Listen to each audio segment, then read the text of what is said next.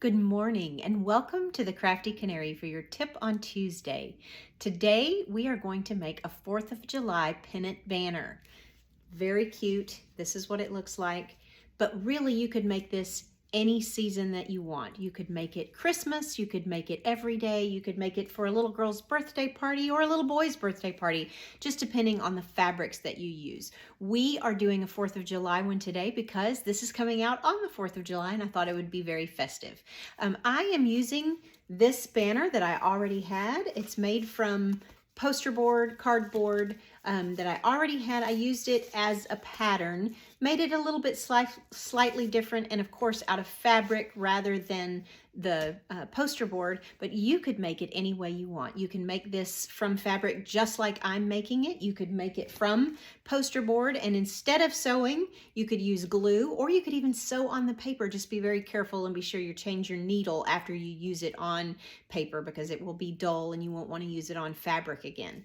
But you can do it just like I've done. If you notice, I have left the raw edges on the outside, so it's going to have a little bit of a shabby chic look where the raw edges will fray. If you don't like that look, you can cut it a little bit bigger. You can sew your triangles, put them right sides together and sew them, then turn them, and then sew your ribbon on the outside rather than the inside, and you can make it without the raw edges. Be creative, do what you want with this pattern, but I've made it relatively easy to follow along step by step, so let's get started. So the first thing we need to do is measure how long we want the banner. I'm hanging this across my mirror, but I want it to be a little bit slack, so I'm adding about 20 inches to my previous banner for a total of about 120 inches. Now we're going to make our pattern, and I'm using my pre-made banner as a pattern, but if you don't have one, you can make it 7 inches across. So I'm going to draw a line across the top that is 7 inches wide, and that's about the same width as my cardboard there. Then I'll find the midpoint, so 3.5 inches, and go down 9 inches and make a mark, making sure that I stay in the middle. And here, after I make it, I make sure that it's in the middle at 3.5 inches. And then I draw my line from top to that bottom mark for the sides of the triangle. And now I'm going to cut it out, making sure to use paper cutting scissors and not fabric cutting scissors. So I have folded my fabric at the top so that when I cut out each triangle, it will be joined together at the top, so we have 2 sides to each triangle. So I place my pattern with that top of the triangle, even with the fold, using my pattern weights because it would be difficult to pin into this poster board that I've made the pattern out of, and use my tracing pencil to trace around the 2 sides of the triangle. And I will do this 3 times on this fabric and then 3 triangles out of my other 2 fabrics. So I'll have a total of 9 triangles out of 3 different fabrics. Now, using my nice good fabric scissors, I'm going to cut out each triangle, being careful to keep the fabric really nice and together. If I had pinned my pattern, that would be easier, but I'll have to use my hand and kind of place it on the fabric to make sure that I'm keeping it even and cutting it together. And then when I'm finished, I have a nice triangle attached at the top. Now I want to show you one of the fabrics. I have these panels, and there's no way to make a fold and it'd be big enough. So I sewed them together at the top, and it's hard to see on the video, but there's a little seam there. So that is where I'm going to line up the flat edge of the top of that triangle with the seam. And then I'm also going to center one of my stripes you see using the bottom point of the triangle, centering it in the middle of a stripe, and then tracing it and cutting it out. My next step is going to be to use some pretty stiff interfacing to give the triangles, each pennant, a little bit of stability. So I'm going to make a pattern for that interfacing because I want it to be 1/4 of an inch smaller than my fabric pennant so that it won't show on the outside of the pennant. So I'm just taking the shape that I made my pattern and then drawing little marks 1/4 of an inch inside the regular line. And after I get that done, I'm going to take my ruler and connect those marks, drawing a straight line, and then I will have a pattern that is 1/4 of an inch smaller. Now notice I did not do it on the top because there's no need to. Since I took the 1/4 of an inch on the sides, it will also go up just a little bit into the point, and I don't need to take it from the top. Now, using the pattern I just made, I'm going to use an interfacing, and I'm going to double this, but there's no need for me to have 2 layers within my pennant. It's extra thick, so I only need 1 layer per pennant, but I'm going to double it so that I can cut out 2 at a time. And when I draw the pattern on, I'm going to do my triangles alternately, right side up, upside down, so that I can get more use out of this fabric and not waste quite as much. I'm going to need 9 pieces of this, so I'm going to trace 5 and cut 4 of them double and then 1 single, so I have a total of 9. And I'm using a Pennant product, style number 809. It is an iron-on stabilizer for extra crispness, and it works really, really great for this project. Now it's time to iron that interfacing on. Now I've sped this up so I can show you a little bit more, so don't iron this fast so you don't burn yourself. But this interfacing is fusible, so putting the shiny side down and making sure that with the one where my seam is, I'm right up against that seam at the top. I'm going to press that on. Look at your manufacturer's directions in order to know how to do the fusible interfacing. And then I'm going to fold it over and iron that seam down so that all of my edges are even. And now here's the one that I cut on the folded edge. And I'm going to put that interfacing up there by that folded edge, making sure I have a 1/4 of an inch around. Fuse it on. And then again, I'm going to fold it down and press it so that it's nice and pressed and looking really great to sew together.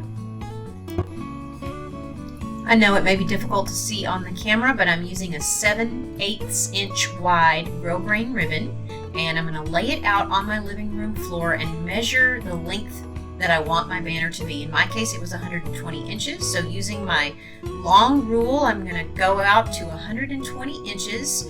And since I didn't have a helper holding it still at the beginning, I'm going to make sure it didn't move and then go back to that 120 inch mark and cut it. So now I'm going to place my flags over the ribbon.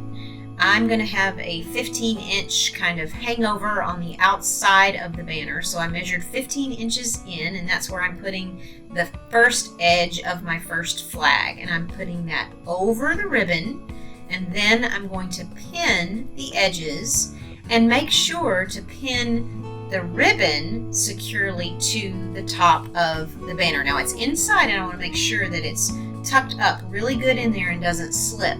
And I'll give you a little bit of a closer view here in a second.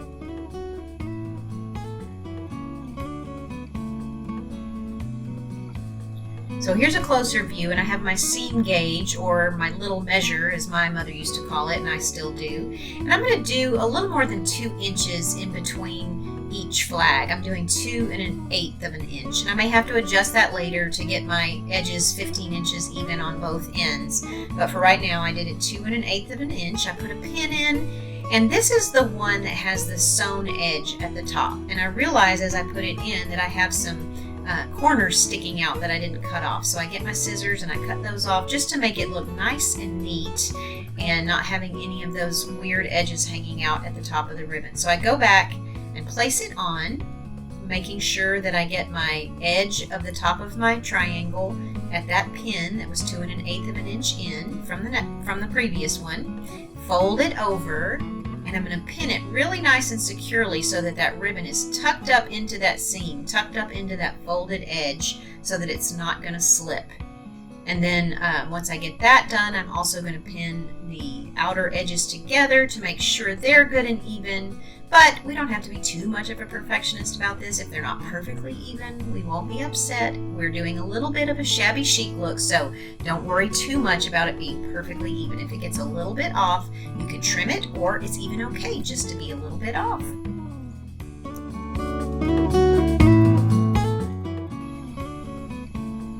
Now it's time to sew.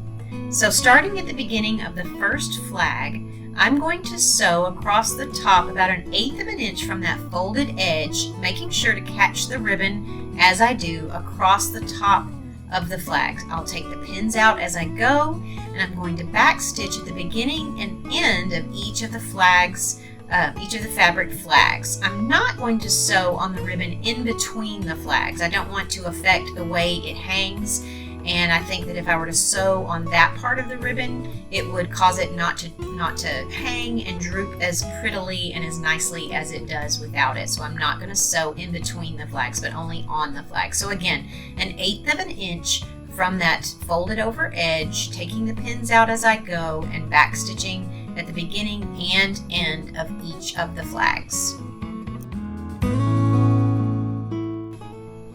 After I've sewn all the way across all of the flags at the top of the banner, I'm going to go back and do another row of stitching at the top. This time I want to sew 1/8 of an inch from the other side of the ribbon, just to give it a little more security and stability. In order to measure that accurately though, from the other side, from the folded edge, I can put that folded edge on the 3/4 inch mark on my machine on the right side, and I know that I'll be about 1/8 of an inch from the other side of that ribbon, and I'm going to do that all the way across the top too. Again, back stitching at the beginning and ending of each flag and not stitching on the ribbon in between my pennants.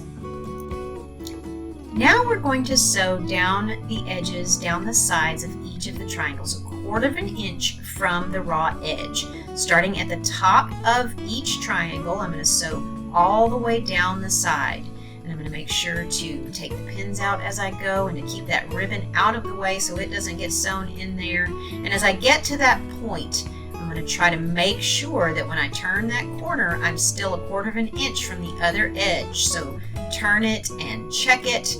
If you need to go back, you can, and fix it and get it 1/4 of an inch from that edge. Go all the way back up to the top and back stitch. And this is what it looks like when we've finished. We've sewn around the edges of each of them. Do that for every pennant. I hope you've enjoyed this video. Let me know in the comments how you did, if you have any questions, and go ahead and tag me on social media if you made this project. I'm on Facebook at Crafty Canary and on Instagram at the.crafty.canary. Be sure to subscribe to my channel and tell all your friends. Thanks so much. Bye-bye.